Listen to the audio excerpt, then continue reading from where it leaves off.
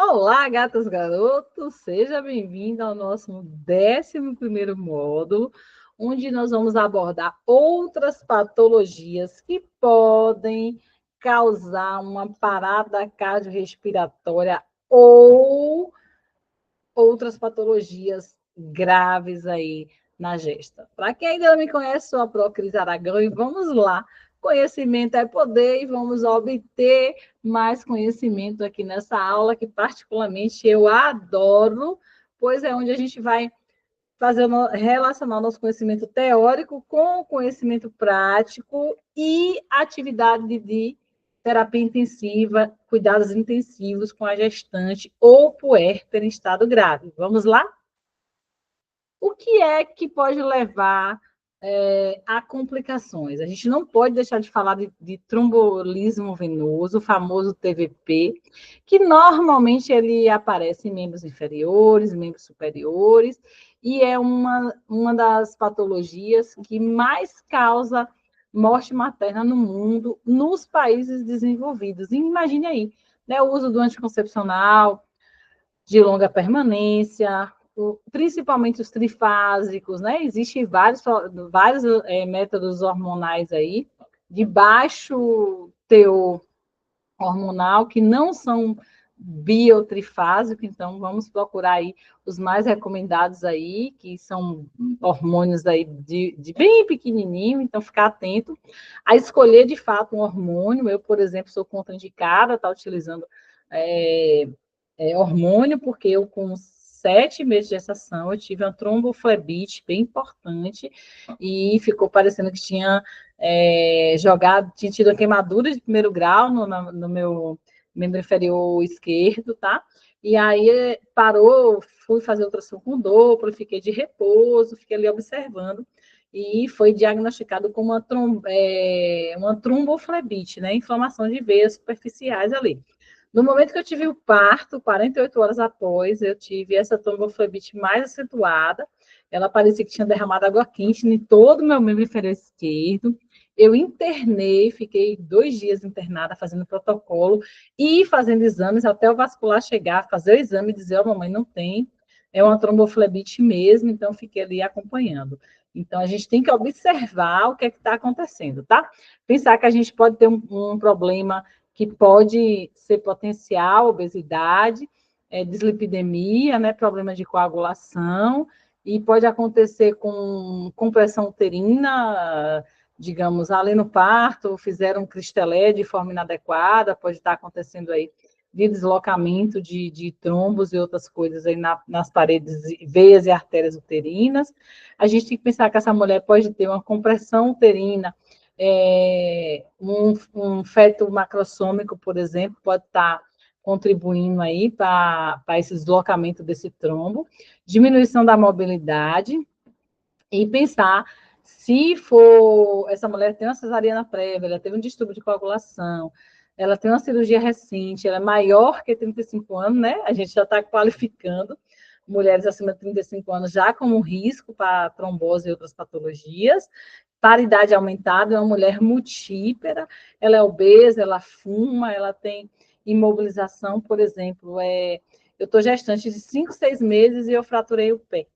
Aí vou utilizar gesso, vou ter toda aquela mobilidade reduzida, eu posso estar tendo um fator contribuinte para uma trombose venosa profunda, ok? Uma TVP, em membros inferiores ou superiores. Qual é o diagnóstico? Pensar que a dor vai estar unilateral, né? Lembra que foi o meu membro inferior esquerdo que ficou bastante inchado, avermelhado, com edema maior que 2 centímetros, e o sinal de Romas, que é o sinal que a gente faz, Romas e bandeira, né? É um sinal que a gente tem que estar fazendo no pós-parto imediato, para identificar se há dor ou não, aqui essa figura aqui, onde está fazendo a flexão e está sentindo dor, observar os sinais avermelhados, tá? E qual é o diagnóstico? Fazer o preventivo da anticoagulação, fazer exame de Doppler. Quando eu fiquei internada mais 2 dias, né? Pós-parto. Aí fiz o Clexane ali até o vascular, fazer ultrassom com Doppler e avaliar. Me lembro do vascular, foi muito top. Ele me deu o telefone pessoal dele, me deu uma série de pedidos médicos. Eu tinha que fazer uma ultrassom com Doppler por semana. A cada 7 dias eu repetia para ver se, de fato, aquela tromboflebite não ia se apresentar sinais e sintomas de trombose. Então, fiz um uso de medicação de um anticoagulante por 45 dias ali e fiquei numa boa, graças a Deus, foi diagnosticado com tromboflebite, porém, eu fiquei ali medicada ali para evitar problemas maiores por 45 dias. Cris hoje tem, vou fazer 39 anos agora esse ano, então, assim, eu sou uma gestante de 39 anos, se eu engravidar novamente, eu tenho uma contraindicação, porque eu tive um histórico de trombose, eu fiz anticoagulação plena, eu fiquei sobre essa anticoagulação por 45 dias, então hoje eu sou uma gestante de risco. Se eu resolvesse hoje gestar, eu teria que estar pensando, botando realmente na ponta do lápis a necessidade e o risco de trombose. E o que é a trombose? A trombose é, aqui se eu tenho um sangue aqui normalzinho, eu tenho uma trombose. A trombose é ou um coágulo, um pedacinho de sangue que coagulou e ficou preso aqui nesse vaso, ou uma plaqueta, né? Uma gordura aqui nos nossos tubos venosos e arteriais, se soltar. Quando está coladinho lá, não tem muito problema, não. O problema é quando essa trombose ela se desprende um pedacinho e vira uma embolia. Esse trombinho aqui, que vai se soltar daqui, ele vai cair na minha grande circulação e pequena circulação. Se for para pequena circulação, que é coração, pulmão, pulmão, coração, vou fazer uma TEP. Gente, gestante com TEP, pense numa dor de cabeça, que é um protocolo de TEP, é uma paciente alto risco que não pode, inclusive, não pode tomar banho sozinha. Eu tive uma história familiar, meu esposo fez uma trombose, né? Uma trombose hipoabdominal, para quem é da saúde sabe, que se é nos membros inferiores, aqui é TVP, né? Trombose venosa profunda, é membro inferior direito ou esquerdo, ou membro superior. A do meu esposo foi aqui na abdominal, então ele teve um coágulo, uma placa de gordura, provavelmente, que ficou aqui, e quando ele deu o sinal, como foi que deu o sinal? Foi a perna dele, se eu não me engano, foi a esquerda, começou a ficar inchado, com dor, rubor ali, calor, e eu brinco que a perna dele na época era duas da minha inchada, então fez aquele edema todo, e ele foi mal diagnosticado. Imagine, ele tinha plano de saúde, e ele foi para 3 hospitais aqui em Salvador, um disse que era de extensão muscular, medicou e foi para casa. E aí, o outro disse que era de extensão muscular, realizou uma ressonância magnética e liberou. Quando ele mandou a foto para mim, para um fisioterapeuta amigo da gente, amigo da família há anos, que assim, eu falei, corre, leva, já que estão dizendo que é tanto muscular, leva no COT. Aí meu marido pegou com esse meu amigo, foi para o COT e o ortopedista dali mesmo encaminhou ele para a cardiopulmonar aqui em Salvador, que foi o que salvou a vida do meu esposo, porque se um mau diagnóstico, imagine, ele foi em 3 unidades, e foi no ortopedista que foi encaminhado de fato para onde a unidade que poderia atender. Quando descobriu, ele começou a fazer anticoagulação plena, ele foi indicado fazer a telagem, né? Botar o balão ali, ele introduziu o balão, ou seja, o vascular chegou aqui, achou o trombo, porque tinha 75% do lúmen. O que é o lúmen no PRO? É a luz do vaso. Aqui, tá certo, o sangue está indo, está voltando sem problema. Vamos dizer que seja trombose. Aqui tem 75% da obstrução do vaso, tá vendo? Aí é 75% de obstrução. O sangue vai e tem a dificuldade muito grande de passar. O que é que o vascular fez? Fez um cateterismo, né? Ele chegou aqui através de um catéter pela femoral, chegou aqui, telou, botou tipo uma telazinha aqui, fez a limpeza desse trombo e ele colocou o filtro de via cava.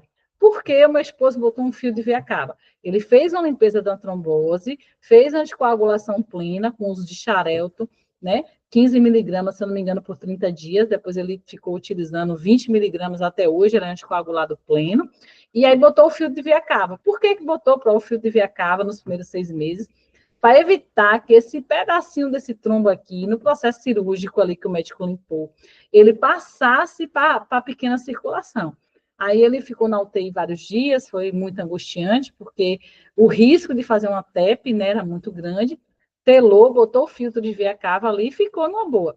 Aí ficou a média de 6 meses com esse filtro de via cava, ele internou novamente para tirar o filtro de via cava, e hoje meu esposo pratica atividade física, mas o que é que acontece? Ele sempre vai no vascular, ele sempre está fazendo exames ali, né, de Doppler, principalmente venoso dos membros inferiores, digamos assim, para ter a pesquisa para ver se há. Então, a gente tem sempre que estar se preocupando ali de um paciente que teve um histórico de trombose, principalmente quando tem comorbidades envolvidas. Meu marido é hipertenso, né? Se fumasse, se usasse álcool demasiadamente, que não é o caso, se tivesse acima do peso. Então, são fatores de risco que pode levar a uma embolia, ok? A trombose é a obstrução e a embolia é esse pedacinho aqui do trombo se soltar e fazer aí problema. Se for para o pulmão, coração, como eu falei, a TEP é uma coisa assim bem característica, o paciente fica com taquipneia, dispneia, edemas em membros inferiores, e ele fica com uma angústia respiratória, e a gente tem o que é que a gente tem que fazer? Tem que fazer um ATC com contraste para identificar se de fato tem ali um coágulo ali entre o coração e o pulmão, e tratar isso aqui. Se der, não é para fazer um filtro de via cava já com paciente com TEP? Não, porque o trombo já foi para a pequena circulação ali. O que é que a gente tem que fazer? Estabilizar essa paciente, se ela for uma gestante ainda, pensar na melhor hora para fazer essa cesariana, tá? E essa mulher, ela é alto risco, ela vai acompanhar para a vida toda com cardiologista, com vascular, e é contraindicado, inclusive, ela gestar novamente. Então, tem que pensar que essa mulher vai ficar usando, se ela tem um fator de risco de incompatibilidade de coagulação, desculpa, se ela tem um baixo retorno venoso, então tem que pensar, aqui, a imobilização, ela é multipla, diabetes mellitus, restrita ao leito, e ficar atento aos sinais que trombose venosa profunda pode causar uma embolia pulmonar, e é fatal em 15% dos doentes. Por que a gente tela o paciente que tem um risco de uma trombose aí, com mais de 50% de obstrução do número, para evitar uma embolia pulmonar, chamada TEP, tromboembolia pulmonar.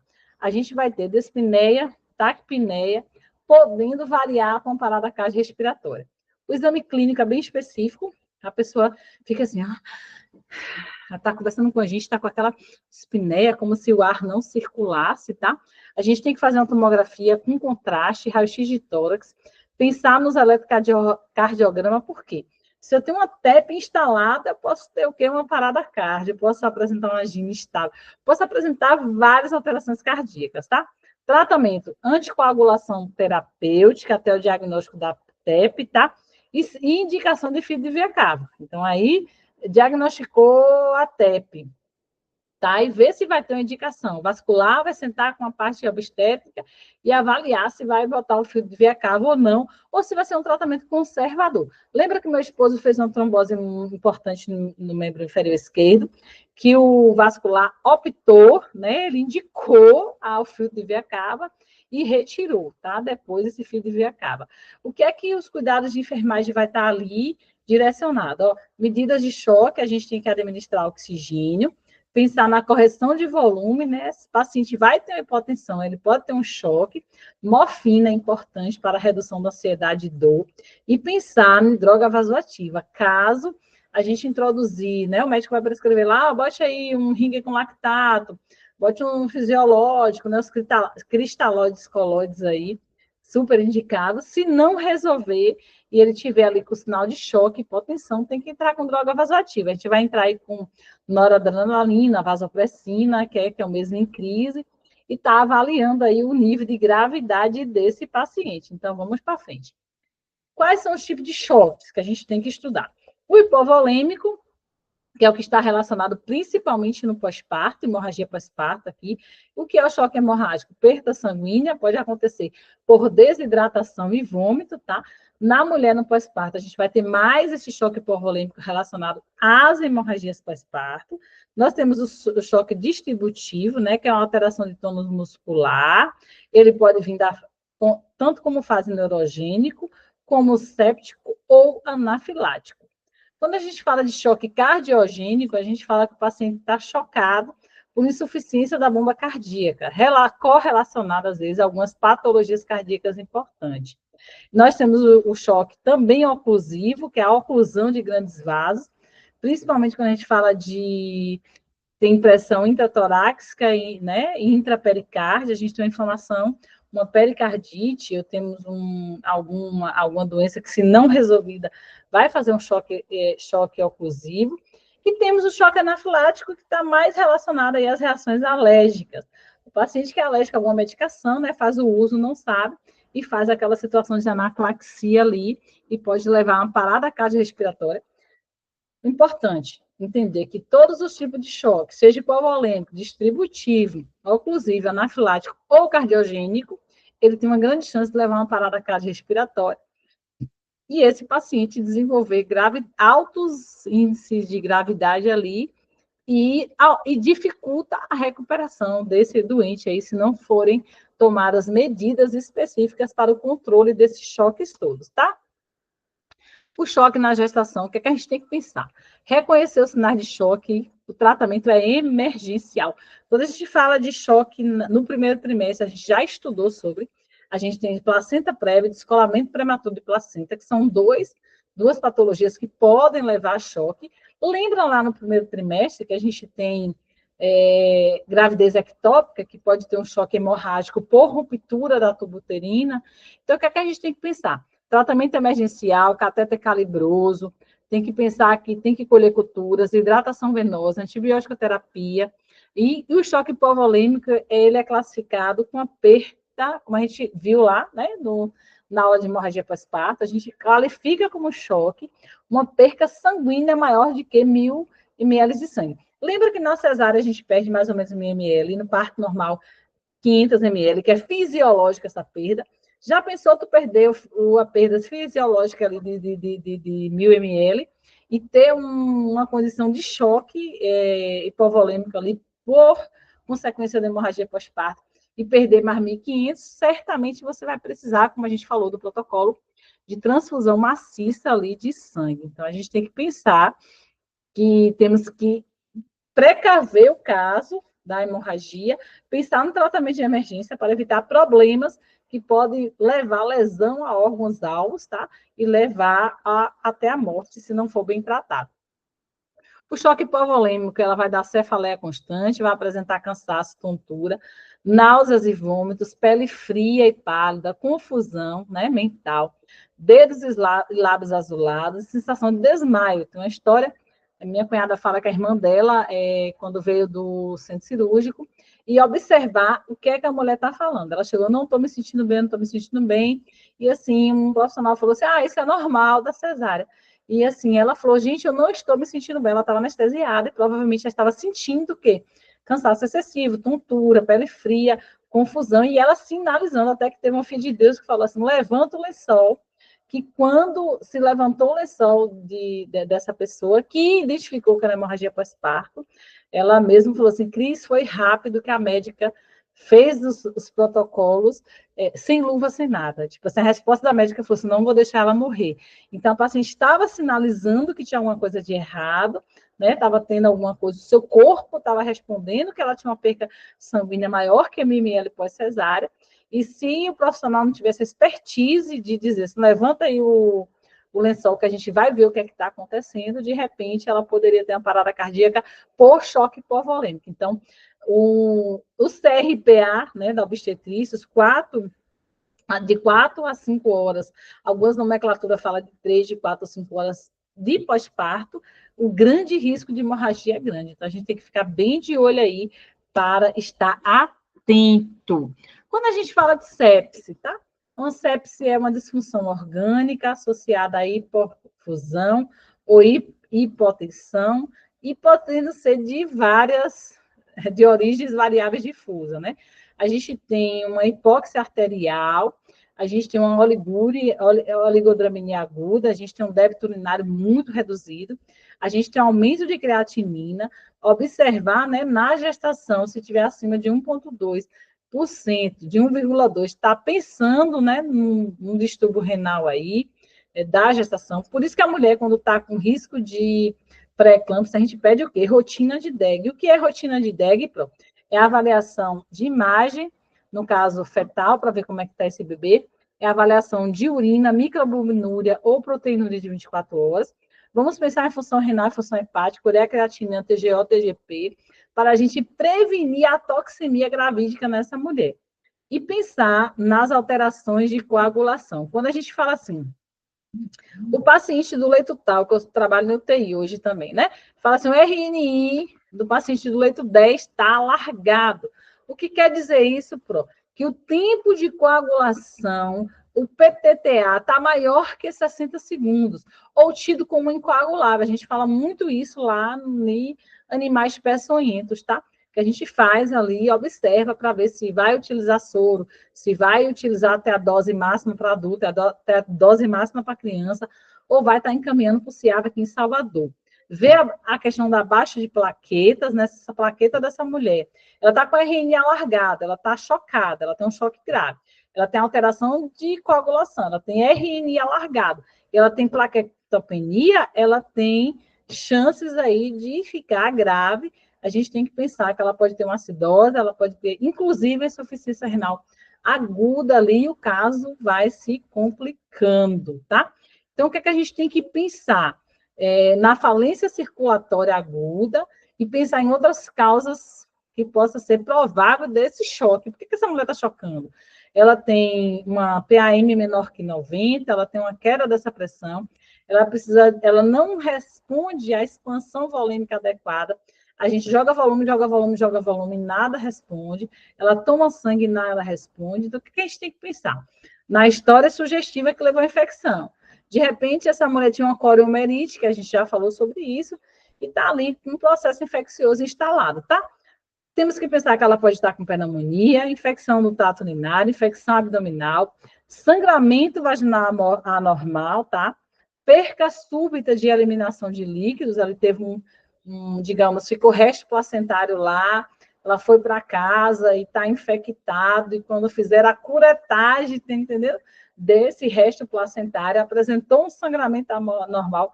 Olha o processo que essa mulher pode sofrer quando a gente percebe que o profissional que está ali na linha de parto, ele não consegue fazer os passos seguros aí, inclusive a revisão placentária é importante, né? E pensar também na informação de partes moles ou pele. Exemplo, de repente ela tem uma infecção ali de pontos, um trabalho de parto cesáreo, às vezes tem uma higiene precária, às vezes a infecção de parede abdominal pós-cirúrgica, então tudo isso tem que ser muito bem avaliado.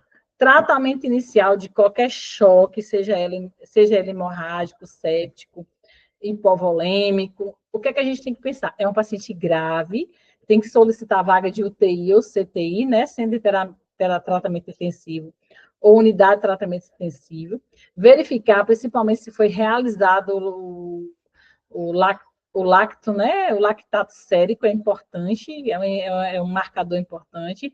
Pensar em hemocultura sanguínea, né? Para ver se tem alguma coisa, se é alguma bactéria.